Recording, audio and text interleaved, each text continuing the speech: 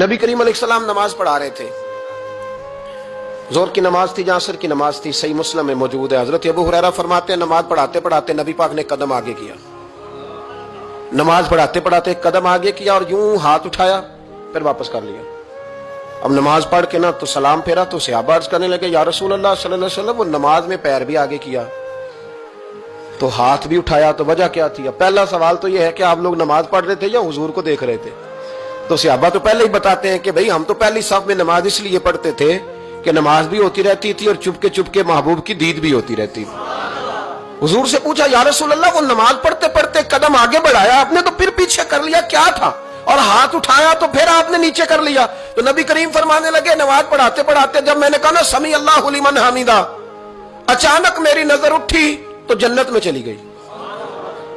नजर उठी तो जन्नत में, तेरे लिए 2-4 कदम अर्श बरी है। तो महबूब फरमाते हैं जब मेरी ऊपर नजर गई ना तो मैंने देखा कि अंगूरों का एक खोशा लटक रहा है जन्नत में। तो मैंने हाथ बढ़ाया कि तोड़ लूं। हुजूर खड़े हैं मस्जिद नबवी में और फरमाते हैं कि मैं यहां खड़े होकर हाथ ऊंचा करूं तो मेरा जन्नत तक पहुंच जाता है।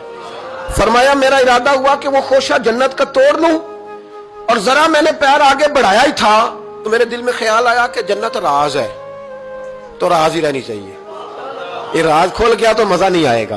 तो मैंने फिर वो हाथ वापस कर लिया। सहाबा कहते हैं जब नबी करीम ने ये बयान किया तो हमारे चेहरे ने तजस्सुस से खेल उठे। तजस्सुस से हम कोई बात और भी सुनना चाहते थे। तो महबूब फरमाने लगे, अगर मैं वो खोशा तोड़ के ले आता और तुम्हें दे देता, तुम कयामत तक भी खाते रहते तो तुमसे खत्म नहीं होना था। ये सही मुस्लिम की हदीस है। ओ भाई, मेरे रसूल करीम के वाक़या में राज पे शिकवा करना, कहना समझ में नहीं आती कैसे गए थे। तो तू जो चाहे तो हर शब हो मिसाले शब असरा, इसलिए कि तेरे लिए 2-4 कदम